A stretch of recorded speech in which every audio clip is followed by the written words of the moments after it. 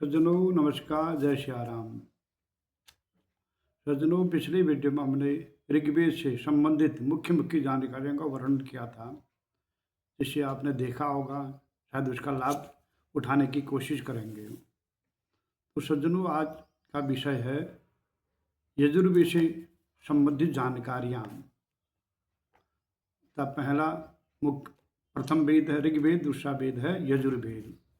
से यजुर्वेद के बारे में कहा गया है यजुषाम वेद इति यजुर्वेद, अर्थात यज्ञ और कर्म कांड का वेद ही यजुर्वेद है। अर्थात मुख्य रूप से यज्ञ और कर्म कांड का वर्णन यजुर्वेद के अंदर ही किया गया है।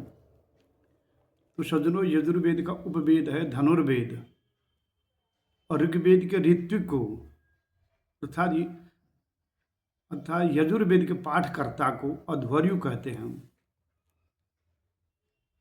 यजुर्वेद की दो शाखाएं या दो भाग हैं,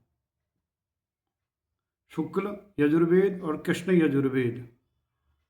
तो सज्जनों, शुक्ल यजुर्वेद के शिक्षा ग्रंथ हैं याज्ञवल्क्य की शिक्षा, और कृष्ण यजुर्वेद के शिक्षा ग्रंथ हैं व्यास शिक्षा। महर्षि पतंजलि के महाभाष्य नामक ग्रंथ में यजुर्वेद की 100 शाखाएं बताई गई हैं। 100 अध्वर्यु शाखा। शुक्ल यजुर्वेद, जिसको आदित्य संप्रदाय भी कहा गया है, और कृष्ण यजुर्वेद, जिसको ब्रह्म संप्रदाय भी कहते हैं। शुक्ल यजुर्वेद की 2 शाखाएं हैं, माध्यान्हरी शाखा, जिनका अन्य नाम वाजसनेय शाखा भी है, और दूसरी शाखा है कान्नो शाखा।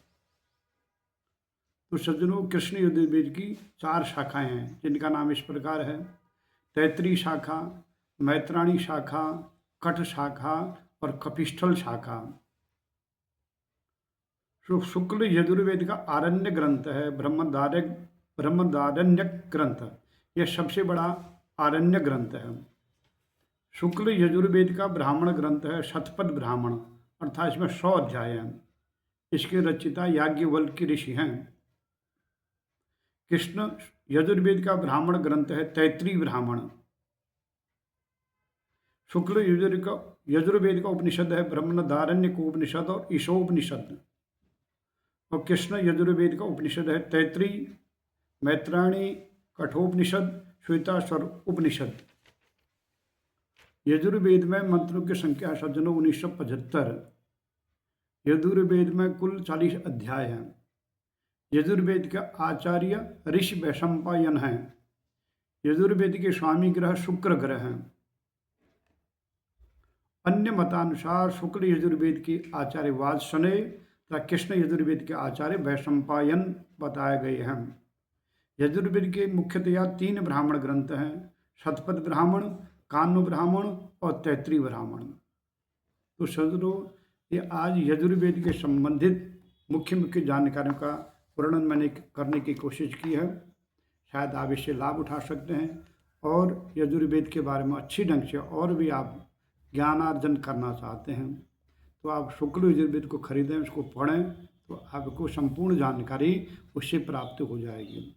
तो सज्जनों, तो आज की चर्चा यहीं पर संपन्न करते हैं। अगर ये वीडियो आपके ज्ञान में वृद्धि करने वाला आपको महसूस हो रहा है तो इसको शेयर करें, अधिक से अधिक लोगों तक इसको पहुंचाने की कोशिश करें, ताकि सभी सनातन धर्मावलंबी इससे लाभ उठा सकें और अपने पढ़ने की जागृति पैदा कर सकते हैं धर्म ग्रंथों को।